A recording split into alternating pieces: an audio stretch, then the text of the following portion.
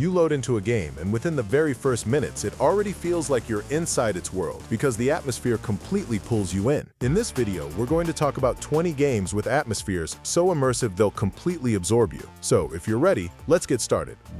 The year is 2077. Cyberpunk 2077. Night City isn't just a map, it feels alive, and after the massive updates in Phantom Liberty, this game finally became the immersive experience people always wanted it to be. The moment you step into Watson's rainy streets, with neon signs reflecting off puddles and crowds moving around you, it genuinely feels like a real futuristic city. Every alleyway has its own story. Every billboard, graffiti tag, abandoned apartment, and flickering vending machine adds personality to the world. What makes the atmosphere so addictive is how different the city feels depending on the time and weather. Daytime feels chaotic and overwhelming, but driving through Night City at night while it's raining, that's a completely different vibe. Honestly, just cruising around while the soundtrack plays might be one of my favorite things in gaming. As V, you never feel disconnected from the world. You feel swallowed by it, and that's what makes Cyberpunk's atmosphere so unforgettable. Elden Ring. The second you enter the lands between, the game immediately makes you feel small, and honestly, that's one of the reasons this world is so incredible. Elden Ring has one of the best open worlds ever made because it constantly feels ancient, mysterious, and dangerous. From the blood-red skies of S.T.A.L.K.E.R to the quiet lakes of Liurnia, every region has a completely different mood and visual identity. What really builds the atmosphere isn't constant action, it's silence. Sometimes all you hear is the wind, distant footsteps, or some terrifying creature roaring far away. That emptiness creates tension better than most horror games. And every time you discover a new area, the game presents it in a way that makes it feel important. The scale, the music, the architecture, everything works together perfectly. Even if you're not normally into Souls games, this world alone is worth experiencing at least once.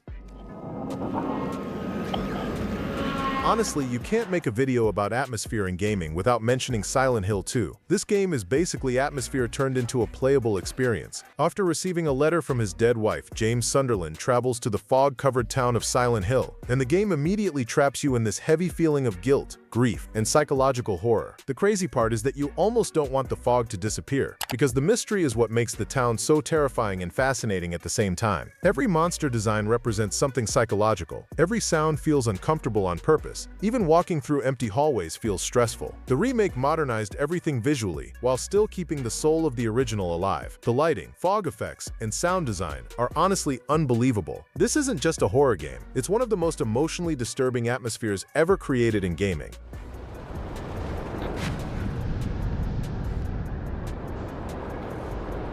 Outer Wilds. Outer Wilds creates atmosphere in a completely different way. This game is built around curiosity and discovery. The first time you launch into that tiny solar system, you immediately feel isolated, tiny, and incredibly curious about everything around you. Every planet feels unique. One might have collapsing terrain, another might slowly fill with sand, while another hides terrifying secrets in complete darkness. The music changes depending on where you are, and somehow the game makes loneliness feel beautiful instead of depressing. What really makes the atmosphere special is the feeling of learning. Every mystery you solve makes the universe feel deeper and more emotional. And once you finally understand what's happening with the sun and the time loop, the entire experience hits completely differently. Very few games make exploration feel this meaningful.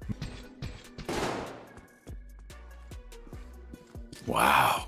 Metro Exodus. When Artyom looks out the train window at the destroyed world around him, you feel it too. Metro Exodus has one of the most oppressive and believable post-apocalyptic atmospheres ever made. Every region feels completely different. The Caspian Desert feels hopeless and empty. The taiga forest feels mysterious and almost dreamlike. And Novosibirsk is genuinely terrifying. Your gas mask filters running out, hearing your footsteps echo in abandoned tunnels, watching storms roll in. Every mechanic helps sell the illusion that this world is real. And then there's the train itself. The quiet conversations with your crew between missions make the world feel weirdly human and personal. That contrast between hope and hopelessness is what makes Metro Exodus so powerful. Honestly, for me, it's one of the greatest post-apocalyptic games ever made.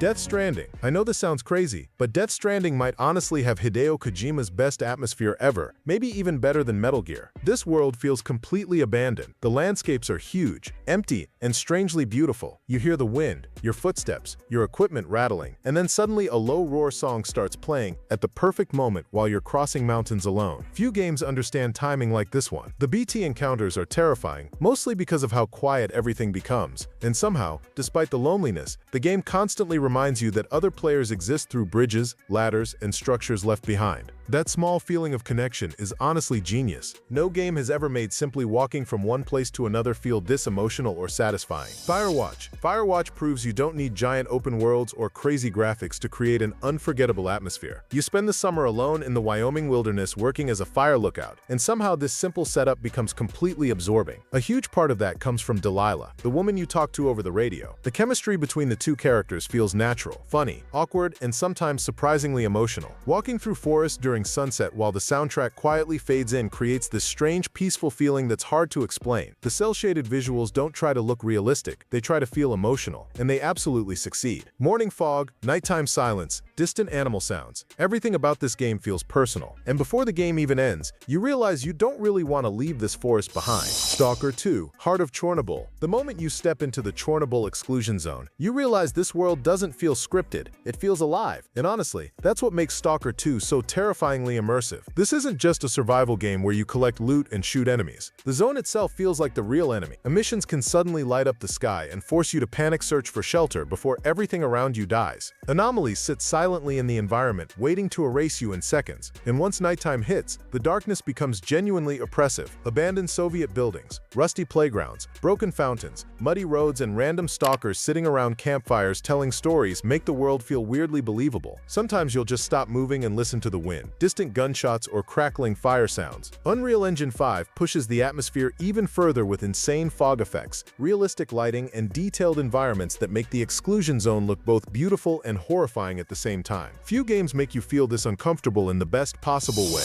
Alan Wake 2. Alan Wake 2 feels less like a video game and more like a nightmare you slowly sink into. Remedy didn't just create a horror game here. They created one of the most visually and emotionally immersive atmospheres ever made. Cauldron Lake feels cold and isolated. Bright Falls looks like a sleepy town hiding something evil underneath. And then there's the Dark Place, this surreal neon nightmare where reality itself barely makes sense anymore. Every location has its own personality, and somehow the game makes all of them feel connected through pure mood and tension. The lighting in this game is honestly ridiculous. Rain reflecting off dark roads, flashlight beams cutting through forests, neon signs glowing inside impossible spaces. It all looks unreal, but what really sells the atmosphere is the sound design. One moment you're hearing eerie silence, the next you're hit with distorted music or unsettling whispers in the dark. And switching between Alan's psychological horror story and Saga Anderson's detective investigation keeps the atmosphere constantly fresh. This game doesn't just scare you, it traps you inside its vibe. Red Dead Redemption 2 might have the most believable world ever created in gaming, and the craziest part is that the atmosphere hits hardest during the quiet moments. Riding your horse at sunrise while fog slowly rolls across the fields, sitting near a campfire while your gang talks in the background, hearing distant thunder before a storm starts. Rockstar somehow made the world feel physical. You can almost feel the cold air in the mountains or smell the rain hitting the dirt roads after a storm. Every town feels different. Every stranger feels like they have their own life. And Arthur Morgan's story blends perfectly with the dying Wild West atmosphere around him. The world constantly reminds you that this era is ending, and that emotional weight hangs over the entire game. You can rush through Red Dead Redemption 2 like a normal open-world game, but honestly, that's the worst way to play it. The slower you take it, the more alive the world becomes. This is one of those rare games where simply existing in the world feels rewarding.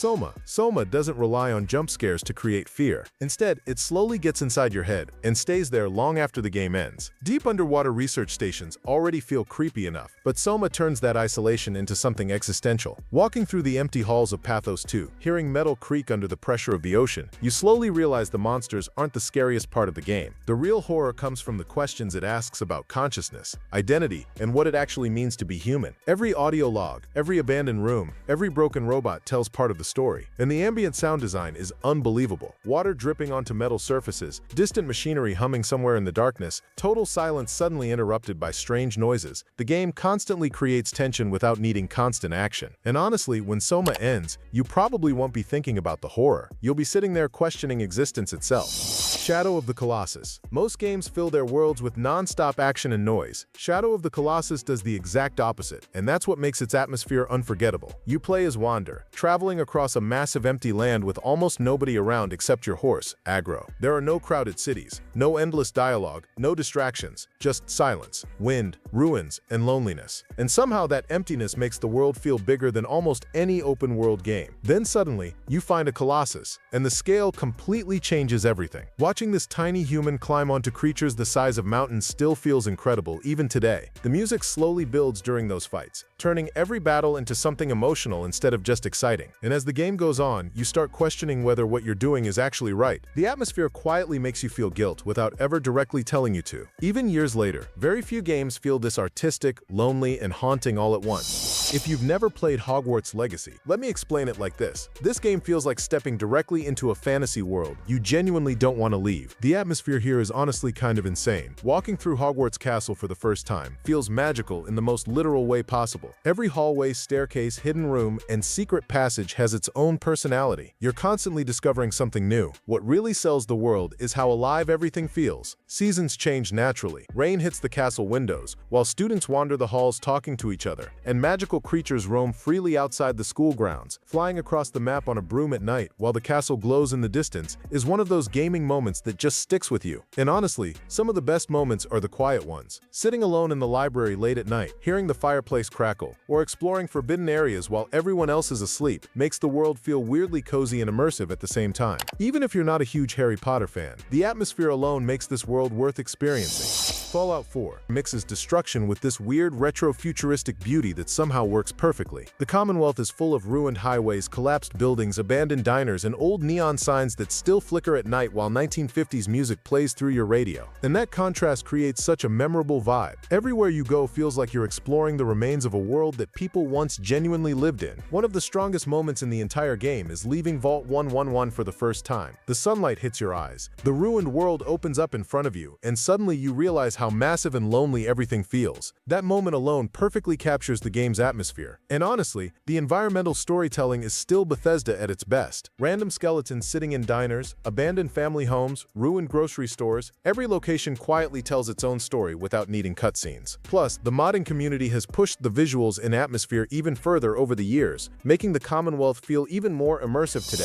Bloodborne. The second you enter Yuranam, the game grabs you with its atmosphere and never lets go. The narrow streets' Gothic architecture, burning streets filled with terrified citizens, and the constant feeling that something is deeply wrong with this city. Bloodborne might honestly be From Software's greatest atmosphere ever. Everything in the game revolves around blood, disease, fear, and decay. Every enemy design looks horrifying in a way that feels disturbingly intentional. And then there's the music. The orchestral soundtrack doesn't constantly play, but when it does during boss fights, it completely transforms the mood. Suddenly these battles stop feeling like action scenes and start feeling tragic, terrifying, and massive. What makes Bloodborne even more special is how the horror slowly evolves. At first it feels like Gothic monster horror, but the deeper you go, the more the game turns into full cosmic horror inspired by H.P. Lovecraft. Reality itself starts feeling unstable. The level design also deserves credit, because Yuranam is basically one giant interconnected nightmare. Darksiders 2. The moment death appears on screen, the atmosphere is already locked in. Darksiders 2 takes the myth of the Four Horsemen and turns it into this dark fantasy world filled with giant ruins, ancient gods, and massive forgotten kingdoms. Every area has its own identity. The Kingdom of the Dead is cold, gray, and haunting, while the Tree of Life feels vibrant and almost peaceful. What really sells the atmosphere is Death himself. The way he moves, talks, and dominates every environment makes the world feel larger than life. The dungeons are huge, the bosses are intimidating, and the soundtrack by S.T.A.L.K.E.R hits that perfect balance between epic and melancholic. A lot of people overlook this game, but honestly, few action RPGs create a world this stylish and memorable. The Last of Us Part 2. The Last of Us Part 2 feels like watching a painting you almost don't want to look at, but can't stop staring at. Seattle is covered in rain, overgrown with nature, and somehow beautiful even after the collapse of civilization. That contrast between life and destruction is what gives this game such a unique atmosphere. Every abandoned building feels real. You walk into old apartments, music stores, ruined coffee shops, and it feels like people were actually living there before everything fell apart. Naughty Dog's attention to detail is honestly ridiculous. The sound of stepping through puddles, distant thunder, windows rattling during storms, all of it pulls you deeper into the world. And because you experience the story through both Ellie and Abby, the same city can feel completely different depending on who you are. It's emotionally exhausting in the best possible way. Resident Evil 7. When you first step into the Baker family house, horror games instantly feel different. Resident Evil 7 brought the series back to its roots, but the first-person perspective made everything way more personal and terrifying. The Louisiana swamp setting is disgusting in the best way possible. Rotting wooden walls, mold-covered hallways, dark basements, flickering lights. This game constantly makes you uncomfortable. And honestly, that's why it works so well. The Baker family themselves are a huge part of the atmosphere. They don't feel like monsters hiding in the shadows. They feel like people constantly hunting you inside their own home. Every room has its own creepy sound design. Every section introduces a different type of fear, and the tension almost never lets up. Star Wars Outlaws. Star Wars Outlaws might be the closest a game has ever come to making you feel like you're actually living inside the Star Wars universe, and not as a Jedi saving the galaxy, just a small-time outlaw trying to survive in it. From the bright deserts of Tatooine to the neon nightlife of Cantonica and the wild open landscapes of Toshara, every planet feels completely different. The lighting, crowded cantinas, ship interiors, and ambient sounds make the galaxy feel massive and alive. One of the best parts of the atmosphere is how small the game makes you feel. You're not some legendary chosen one. You're just trying to get by while dangerous factions, bounty hunters, and criminals surround you everywhere you go. Walking into a crowded cantina, hearing conversations around you, and watching ships fly overhead genuinely feels like stepping into one of the movies. For Star Wars fans especially, this game is pure atmosphere overload. Dishonored 2 has one of the most underrated atmospheres in gaming because its world feels dirty, political, dangerous, and somehow beautiful at the same time. The game constantly switches between two incredible cities. Dunwall feels cold, gray, and oppressive, while Karnaca is bright, sunny, and filled with tension hiding underneath the surface. And somehow Arcane Studios made both places feel completely believable. Every street looks lived in, every building feels like it has history behind it. What makes the atmosphere so special is the level of detail. Conversations happening in apartments above you, guards discussing rumors, bloodflies swarming abandoned buildings, rich districts contrasting with poor neighborhoods. The world constantly reminds you that society here is collapsing. And honestly, few games make cities feel this physical. Dunwall almost feels sick, while Karnaca looks beautiful but dangerous in a totally different way. Even the smell of these places feels imaginable somehow. Add in the incredible soundtrack, the steampunk technology, and the supernatural powers, and you end up with one of the most immersive worlds Arcane has ever created.